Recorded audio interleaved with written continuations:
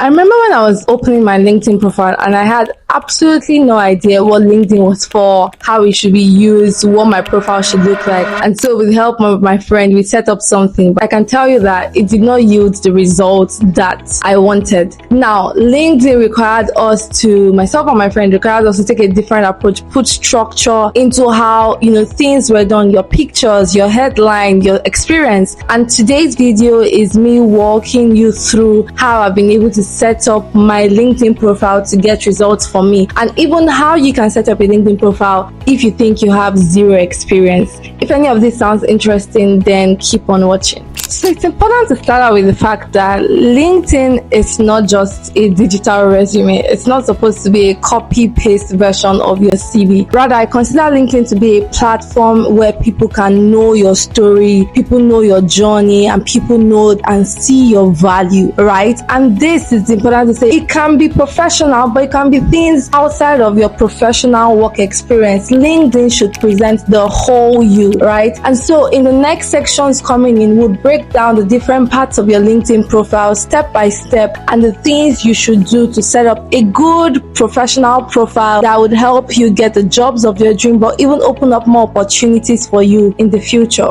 So the first I will start out with is your profile picture and your banner, right? And your profile picture is the picture of you or whatever you put there, the image that shows when people go to the LinkedIn profile, while the banner is like the cover image that comes at the back of your profile picture. Now, I think my first LinkedIn profile picture was literally just me smiling. I think I went for a conference and I took that picture, and then I can't remember what my banner was. Well, this was fine because it wasn't a photo shoot, but it was also not a professional picture. It was just a simple picture of me, and I think I used this for like 5 years up until I then changed to something more professional. I would say that for LinkedIn, because it is a professional social media platform, it's not Instagram, neither is it YouTube or X, right? It's a professional social media platform. You could use a business casual look, you could use a corporate, like complete business look, but I wouldn't go for something casual. What do I mean when I say casual? I wouldn't go for like revealing clothes or like tiny straps or like a jean look. I wouldn't go, except like your LinkedIn is not really for your professional self. So for example, Ali Abdaal, I think his LinkedIn profile is like a typical attire he would use to film his YouTube videos, right? So I think that can work in certain spaces and niches. But I would say that if you're looking to get like a professional job, maybe like a 9 to 5 in the corporate world, in consulting, in engineering, dress the look of your job. It's simple. It's very simple. Dress the look of your job. If you want to,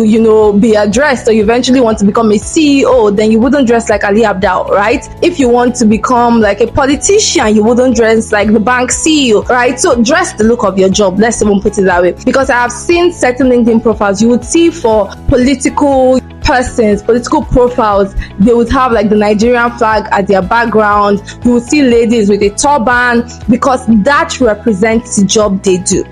But you see content creators on the other hand can just have like a simple t-shirt, with jeans, and it works for them. You see a consultant like me with like suits and, like corporate or, some form of like just like corporate formal wear, because that represents the job I do. So a simple rule for the profile picture is dress the job you want. If you want a job as a content creator, then dress the part. If you want a job, in a top multinational organization, then dress the part. It's a very simple rule. For the banner, I would say that let it be, you could be creative with this. It could be a quote that describes you. It could be like a favorite place, but let it have some meaning to it. Don't let it just be like a random picture, right? I think for some, entrepreneurs, it would be like maybe the motto of their company. For some, coaches, it would be like a quote, a life quote they live by, and things like that. Just make it sure it's very clean, right? Some rules with the banner is make sure it's very clean. Make sure there is a quote or something that, just say something about you. Or if, you don't have anything to say, I would literally use a very clean picture. Maybe like, like all this like graphics and things like that. Just very clean, simple, right? If you're not a chef, I don't know why you would have food as your LinkedIn banner. If you're not a YouTuber, I don't know why you would have like flowers or something as your LinkedIn banner, right? A YouTuber that talks about flowers, or like a vlogger, that kind of thing, right? Just let your banner and your picture be in sync. Let it represent your person. Let it represent the future you want for your career, for your profession, And I think that's like a very helpful guide for you. Now, the next part of your LinkedIn profile that we're going to be looking at is your headline. And what's the headline? It's the first sentence or statement that people see even before they click on your LinkedIn profile. It's like your introductory title. Let's put it that way. I remember like when I first of all opened my LinkedIn, I don't know why I keep on saying YouTube, my LinkedIn profile, I literally put economics graduates of Covenant University or something basic like that. While that is good and it kind of says something about you, I don't think it is enough. Even if you're a recent graduate with no work experience. Why do I say that? Because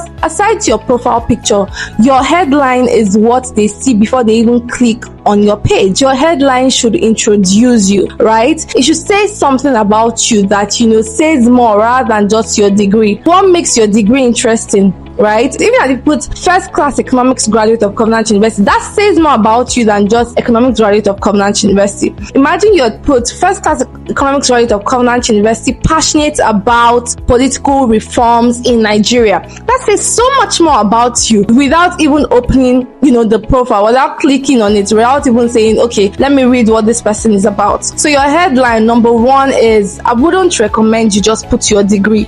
If you are putting your degree, then qualify it. Are you a first class graduate, right? Then maybe that amplifies your degree more. If okay, maybe I didn't necessarily graduate to the first class, or I didn't necessarily graduate to the second class upper, then say something interesting about you, right? It could be economics graduate of Covenant University, passionate about economics development and alleviating poverty in the world, something like that. But it should say something about you. Number one, you could put your degree. Number two, you could also put a deep cause you're passionate about, an interest they can see on your profile you've worked on. Don't let your headline be limited to just your economics or your undergraduate or bachelor's degree. If you're a recent graduate watching this video, say more about yourself, and don't also let it be too long, right? It could be economics, or I'm using economics because I graduated from economics, right? So economics graduate of Covenant University, passionate about ABC, and if you're already working, then maybe you don't need your degree again. Maybe it's now graduate trainee at X or this at Y, passionate about something.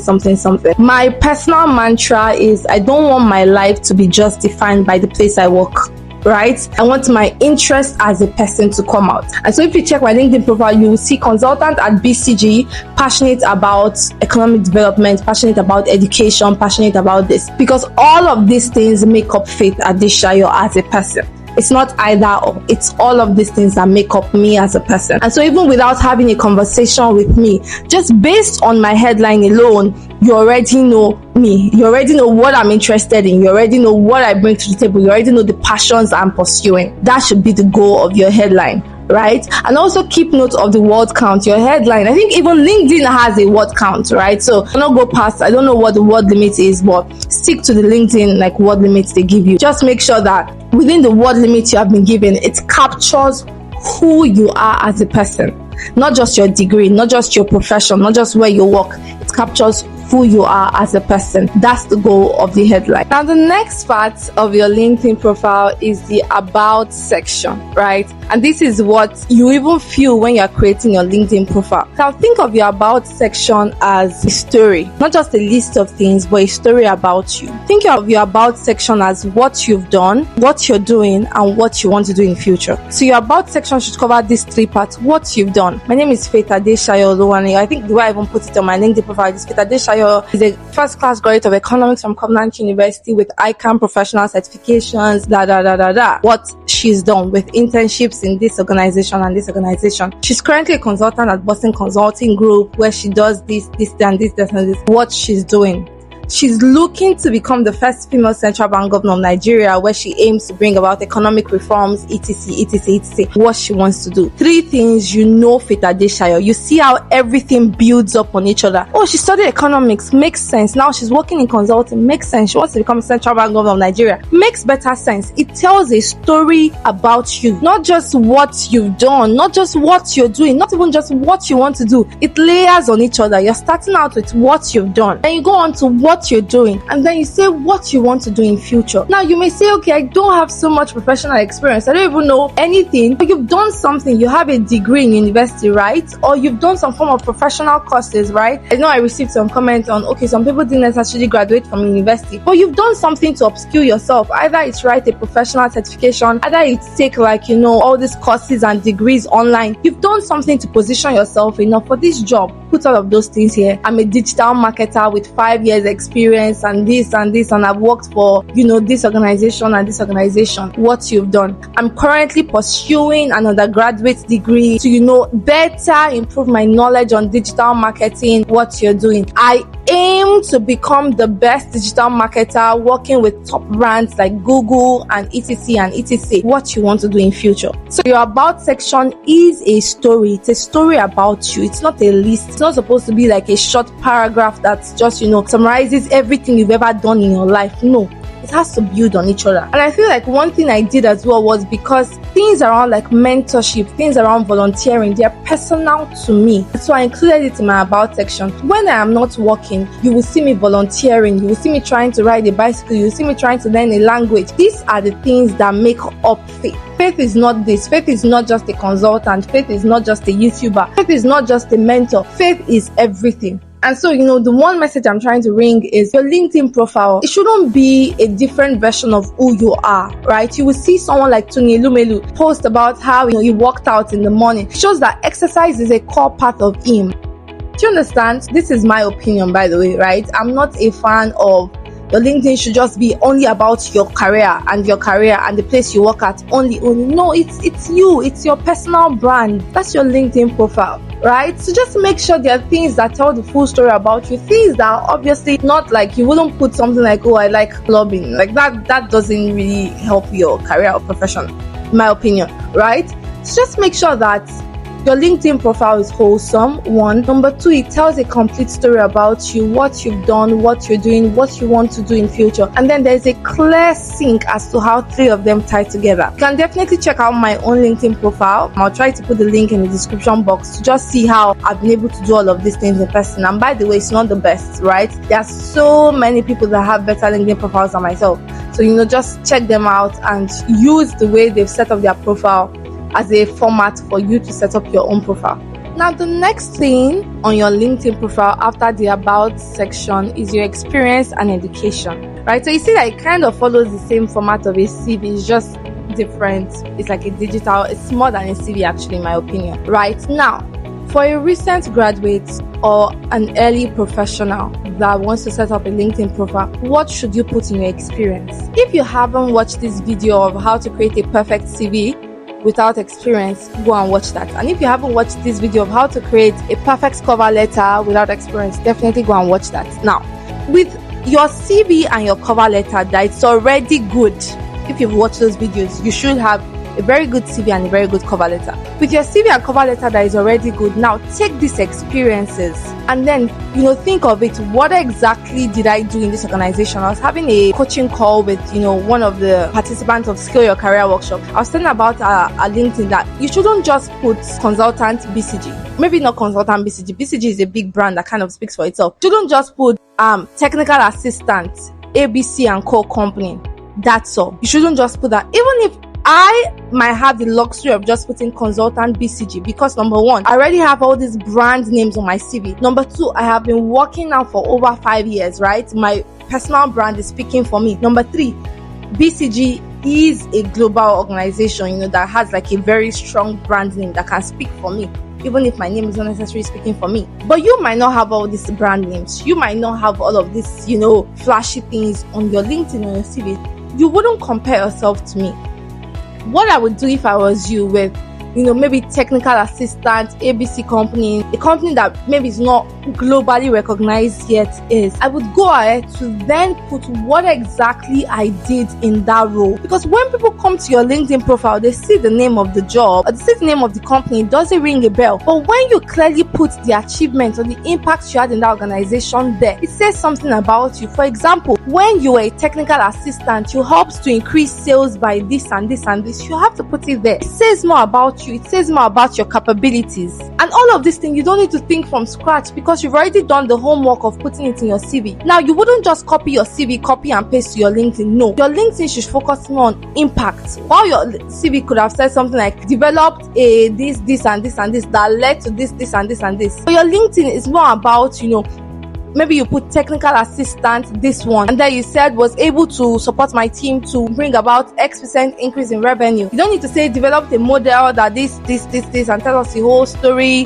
That story is for your CV, it's not for your LinkedIn, right? Your LinkedIn should focus more on impact, results, outcomes. And then you move on to your second role, maybe graduate training at this, impact, results, outcomes. And it's fine if your LinkedIn profile for now is just 2 experience or 3 experience, it's fine. What I've seen students do is they now back up all of this. Maybe they just have 2 or 3 work experiences. Then they back it up with a lot of professional certifications. You could see them put, I'm happy to announce that I just finished a Coursera this on AI and business. I'm happy to announce that I just finished SAP on engineering. I know if I was using my brother as an example. So my brother just graduated from mechanical engineering and is really interested in SolidWorks. And so whilst he's yet to get a job that actually shows that he has the qualifications for SolidWorks, every week actually would give him solve the task of, I must design something new using the app and everything. And then you put it on LinkedIn to say, the task for me this week was to design this. I used this app. I increased this. And, it was very consistent with it. Now, one thing he's done today now is take a professional certification on SolidWorks. And he has that certificate. I'm sure he's going to put it on LinkedIn. I now have this certificate. I trust you. If he applies to a company that, their major focus is like this auto design and SolidWorks, his LinkedIn profile is more than enough CV for him to get that job. And so think of it as a recent graduate now. You work in consulting, but you don't have any consulting experience. Good. What professional or what certificate, what project management or problem solving, what have you done to show that you're actually interested in this industry? What on LinkedIn have you posted to show that you're actually interested in this industry? It's not just about the names. If you have the names, it makes your work so much easier. I won't lie to you. But what have you done to show that you are interested in this? Because they will check out your LinkedIn profile. They will check out what you are posting on LinkedIn. Is it just to say, oh, congratulations, well deserved? Well, that is nice. It is not sufficient. You need to be thinking of what certificates do I need to take. It could be on Coursera, it could be on Udemy. There are so many free available things online that actually give you certificates. I know one of my friends, I won't mention his name now, but you will check his LinkedIn profile and you will think he's a professor. And I think we're age mates. You will think he's a professor because he has so many degrees, so many certificates from Harvard free course online, he will take it. Certificate from MIT free course online, he will take it. Certificate from this and this online, he will take it. Like, it's so many. And while it doesn't guarantee the job, but it shows that at least you're passionate about this industry enough. It shows that you have certain degree, you have certain knowledge about the industry. It wouldn't put you in the same level with someone that just has a BSc engineering or B engineering. It wouldn't. So think of your experience and your education as, okay, I have my degree, good. What else can I add to it whilst I'm still looking for the big brands, whilst I'm still looking for the names on my CV? And some of these things are free. They wouldn't cost you a single dollar or a single naira. It will just cost you your mobile data. So if you're thinking of developing a professional, a very good LinkedIn profile that sets you up for success, you need to think of all of these things. Certificates. You need to think of, your degree. You need to think of, it could even be volunteering. All of these things eventually sums up. Now, the next, and I think the final section of your LinkedIn profile is what you would see as, skills, endorsements, and recommendations. Now, skills for me can be diverse. It could be professional, it could be non-professional. When I say professional, so it could be things around like financial modeling, but it could also be non-professional, like, like opera singer, or you actually play the keyboard really well.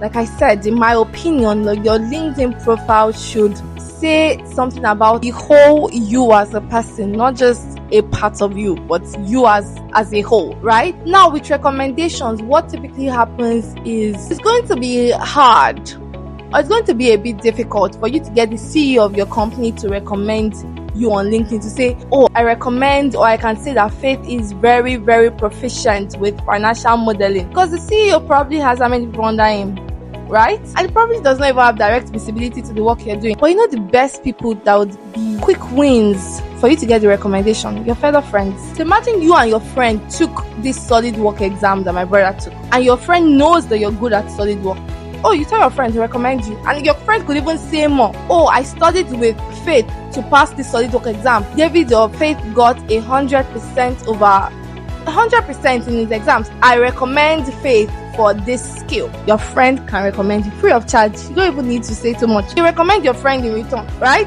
So think of it that way. If you do get your bosses, if you do get your mentors to recommend you, perfect, amazing. But I'm saying that if you don't have the opportunity, why do you need to wait and wait and wait and wait and wait? Think of which of your friends can recommend you. So for your skills, for your recommendations and things like that, quick wins, put things around your profession, put things around your personal interests, get your friends to recommend or endorse you for a particular skill. And I feel like with that you can also build more credibility online. Now, a final way to as a wrap up the video, a final way to close out is all about how do you get the right connections, the right who should you accept your connection request, who should you follow, who should you not accept their correction request, who should you comment on, things like that. I wouldn't say there's a particular structure or rhythm to it, but there's definitely a system around it. So my policy is, number one, I follow the people that I'm currently working with and where I'm going as well.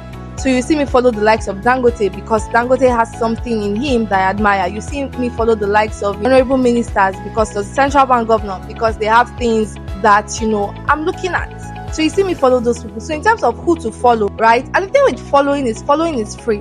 You can follow for free, but even if the person doesn't accept your connection request, you can follow the person for free. So you've been looking to connect with me on LinkedIn, but I've not accepted your connection request. You can follow me, and then you have access to all of my content, right? And so, you don't want to meet your mentor one day and say, oh, I sent you a LinkedIn connection request. You didn't respond to me. The person has like 1,000 LinkedIn connection requests, that's in their mailbox.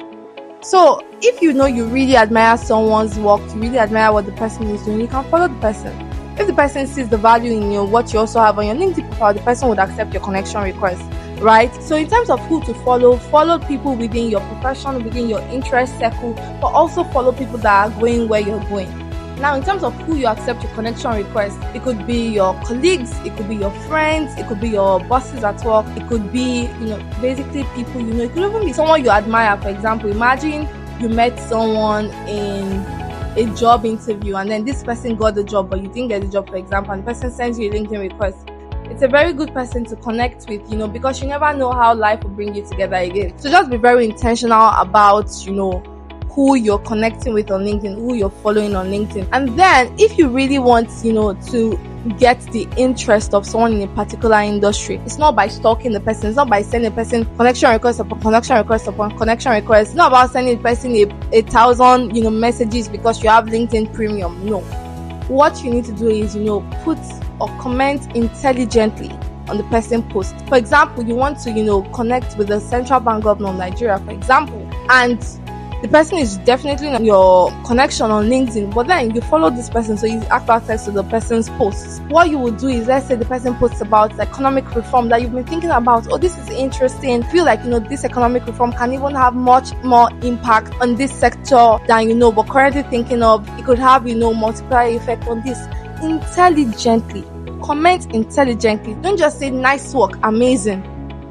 Nice work, amazing will never get you noticed. I'm very sorry, right? Rather, it's even better if you don't comment at all, right? Or maybe you say nice work, amazing. After you and the person, the person is already responding to your comments. There is already like a mutual relationship or something flowing. Then it's fine. But you wouldn't get the attention of someone by saying nice work, amazing.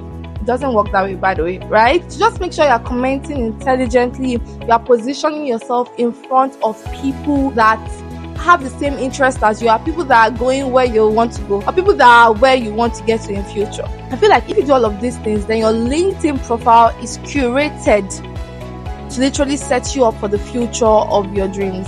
So now, as I wrap up this video, it's very important to say that LinkedIn can be very overwhelming, especially because you have the likes of Aliko on LinkedIn, you have the likes of Bill Gates on LinkedIn, you have the likes of Richard Branson on LinkedIn, and you're like, how exactly do I want to compete with these people? You're not competing with anybody. Like I said, your LinkedIn profile should tell a story about you. It should clearly say your personal interests, things that make you you, but also don't overthink it. Every person you see with 1 million followers on LinkedIn today. Start out with just 1 follower and then they eventually grow over time, right? Just make sure your LinkedIn profile is professionally set up. It says a lot about you as a person. Make sure that you're consistent on LinkedIn, right? Whether it's like engaging, whether it's posting, whether it's commenting, whether it's accepting requests. Just make sure that don't just create a LinkedIn profile and in 2 months, in 3 months, you don't even check anything happening there.